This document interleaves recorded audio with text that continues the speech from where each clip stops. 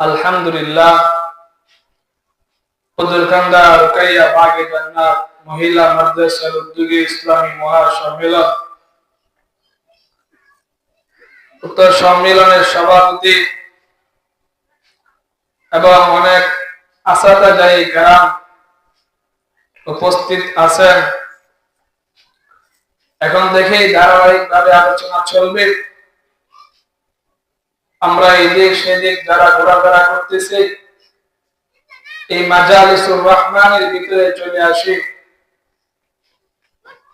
এটা অনেক বরকতময় একটা মজলিস, গুনাহ মাফের মজলিস। তো আল্লাহ তাআলার দরবারে লাখো কোটি শুকরিয়া যে মহান আল্লাহ রাব্বুল আলামিন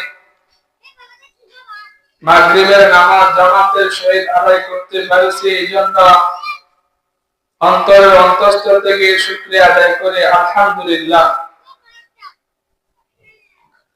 তো আপনাদের সম্মুখে কালামুল্লাহ থেকে একটা আয়াত তেলাওয়াত করেছি, নবীজির অসংখ্য হাদিস থেকে একখানা হাদিসের টুকরা পাঠ করেছি। এই আয়াত আর হাদিসকে সামনে রেখে অল্প আলোচনা করার চেষ্টা করব। আমা তাওফীক ইল্লা বিল্লাহ। তো আল্লাহ রাব্বুল আলামিন বলেন, কুল ইন কুনতুম তুহিব্বুনাল্লাহ, কুল হে নবী আপনি বলে দিন, ইন কুনতুম তুহিব্বুনাল্লাহ যদি তোমরা আল্লাহকে ভালোবাসতে চাও, ফাত্তাবিউনি তাহলে আমার অনুসরণ করো, আমি নবীজির অনুসরণ করো। ইউহিব্বুকুমুল্লাহ তাহলে আল্লাহর সাথে সম্পর্ক হয়ে যাবে, আল্লাহকে ভালোবাসা হয়ে যাবে। আর তুমি যদি আল্লাহকে ভালোবাসো তাহলে আল্লাহ তোমাকে দুইটা পুরস্কার দিবেন। একটা হলো আল্লাহ তাআলা তোমাকে ক্ষমা করে দিবেন, আর একটা পুরস্কার হলো আল্লাহ তাআলা তোমাকে জান্নাতে পৌঁছে দিবেন। সুবহানাল্লাহ।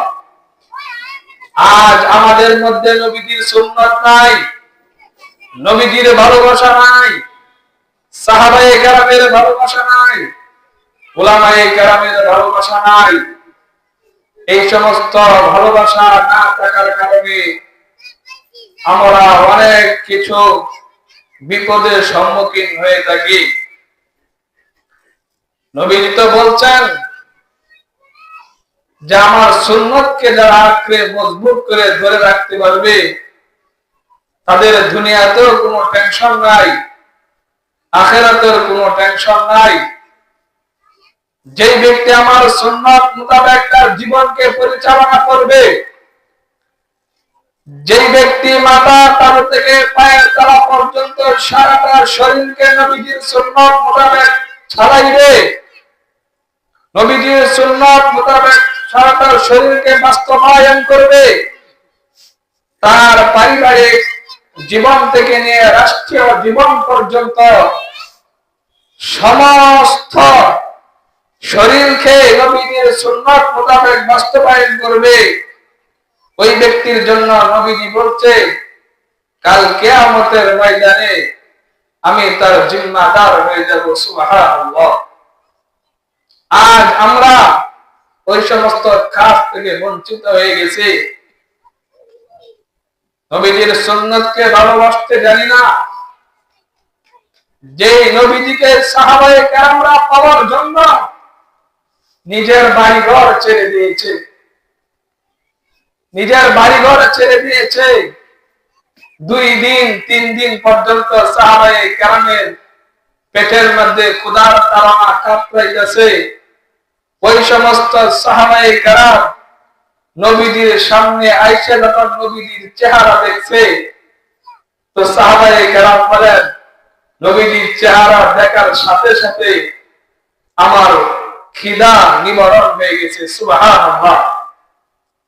আজ নবীজির সুন্নাত আমার ভিতরে নাই, মুখের মধ্যে দাড়ি নাই, মাথায় টুপি নাই, শরীরের মধ্যে নবীজির সুন্নতের কোনো বংশন নাই। আমরা দাবি করে দেখি আমরা সুন্নি। তো নবীজি বলেছেন তারাকতু ফীকুম আমরাইন লান তাদিল্লু মা তামাসসাকতুম বিহিমা কিতাবাল্লাহি ওয়া সুন্নাতা রাসূলিহি। নবী আলাইহিস সালাতু ওয়াস সালাম বলেন, হে আমার সাহাবায়ে কেরামরা,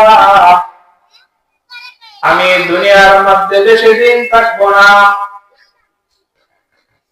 তবে আমি দুনিয়ার মধ্যে না থাকার কারণ হলো আমার আগে যত আম্বিয়ে কেরাম দুনিয়ার মধ্যে এসেছিল সকলে চলে গেছে, আমারও চলে যাইতে হবে।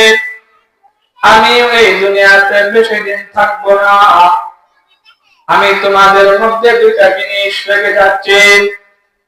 এক নম্বর হলো আমার সুন্নাত।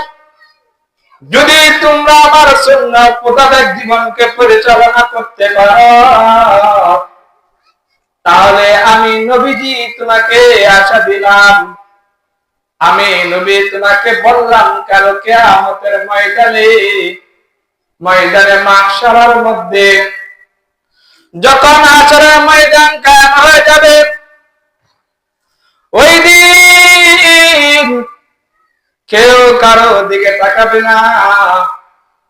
সূর্যটা অর্ধহাত চলে আসবে, জমিনটা তামার হয়ে যাবে, কারো গাম হাঁটু পর্যন্ত উঠে যাবে, কারো গাম গলা পর্যন্ত উঠে যাবে। ওই দিন আমি আমার উম্মতদেরকে চিনে চিনে আমি হাউজে কাউসারের পানি পান করাবো। আমি ওই দিন চিনবো যে ওইটা আমার উম্মত। কিভাবে চিনবো? যে এই আমার উম্মত দুনিয়াতে থাকা অবস্থায় তার জীবনকে আমার সুন্নাত মোতাবেক পরিচালনা করেছে। আল্লাহ রাব্বুল আলামিন যেগুলো আদেশ করেছে সেইগুলো মেনে চলেছে, আর যেগুলো নিষেধ করেছে সেইগুলো থেকে দূরে থেকেছে। হাশরের ময়দানে মাহশারের মধ্যে বিশ্ব নবীর উম্মত যারা হবে তাদের চেহারাগুলো নূরে চমকাইতে থাকবে, হাতগুলো নূরে চমকাইতে থাকবে, পা গুলো নূরে চমকাইতে থাকবে, চেহারাগুলো নূরে চমকাইতে থাকবে। সাহাবায়ে কেরাম জিজ্ঞাসা করলেন, ইয়া রাসূলুল্লাহ, ইয়া হাবিবাল্লাহ, ওই দিন আপনি আপনার উম্মতদেরকে কিভাবে চিনবেন? নবী আলাইহিস সালাতু ওয়াস সালাম তিনি বললেন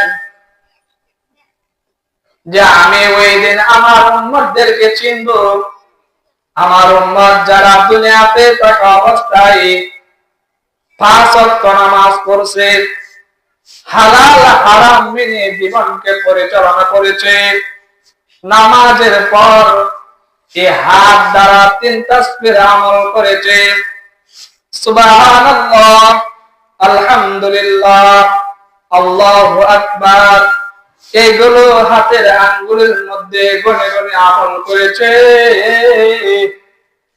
এই হাতগুলো আসলে ময়দানে মাহশারের মধ্যে চমকাইতে থাকবে, চেহারা নূরে চমকাইতে থাকবে। যে চেহারা যে সারা রাত্র আল্লাহর কুদরতে পায়ে সিজদা করেছে, আজ আমরা আমল থেকে বঞ্চিত হয়ে গেছি। মসজিদের মিনার থেকে যখন মুয়াজ্জিন আযান দেয়, হাইয়া আলাস সালাত, হাইয়া আলাস সালাত, হাইয়া আলাল ফালাহ, হাইয়া আলাল ফালাহ, মসজিদের মুয়াজ্জিন যখন